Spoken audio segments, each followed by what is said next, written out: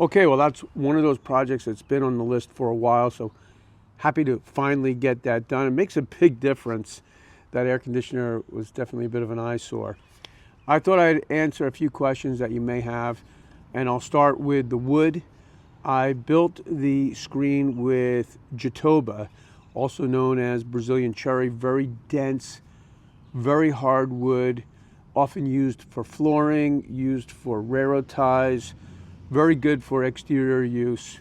So I think it'll last a long time. I had the boards in my shop for years. Is 8/4 material, and off camera I resawed the boards to just a little bit heavier than a 1/2 of an inch. So I was able to get 3 boards from 1 8/4 piece, and I used that for the slats, and then for the legs I just used 8/4. The finish is something called Ipe oil, and this is just something I've had around. I've finished a few things with it. It's just kind of like a penetrating stain, and very easy to apply because you just brush it on and wipe it off. It's something that you can apply every year or so if you like. The screen should do pretty well because it is under a 2-foot soffit. It is a good wood for exterior use. All that being said, it is going to be exposed to the sun because it's in a place with a southern exposure. So we'll see. I'll keep you posted on how well it does. I have a feeling it will do good. I ended up pouring that concrete slab. Originally I was just going to put bricks under the feet, but that looks a little funky. And then I thought about doing 2 concrete sort of pillars, but I found it just easier to do a slab, easier to make level on one pour. It took 3 bags of concrete, and it's just nice to not have the legs going into the dirt. In my view, it makes it look cleaner.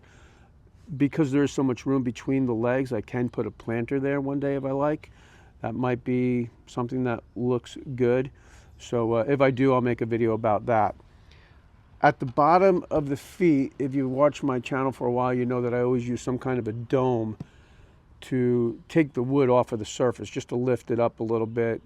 Prevents any of the wood from wicking up through the end grain of the legs. And domes are really expensive. I almost bought some, and I think they were like $8, and I knew that I had some AZEK, which is basically PVC material, and I bought 2 stainless steel screws at 25 cents a piece and ended up making my own nylon domes. So just a little bit of PVC, some double stick tape, and I thought that was a good solution. So I'm happy to have that one off the list. I think it makes a big difference, looks much better, and I hope you enjoyed this video. I didn't talk in this video because sometimes it's just nice to build stuff and not explain what I'm doing, and I thought it was pretty self-explanatory. If you like the videos where I do explain what I'm doing and teach how to build furniture, I'll have a link to all of my furniture projects right here, or maybe it's right here, and you can check them out and build the furniture for your home. As always, thanks for tuning in, and I'll see you next time.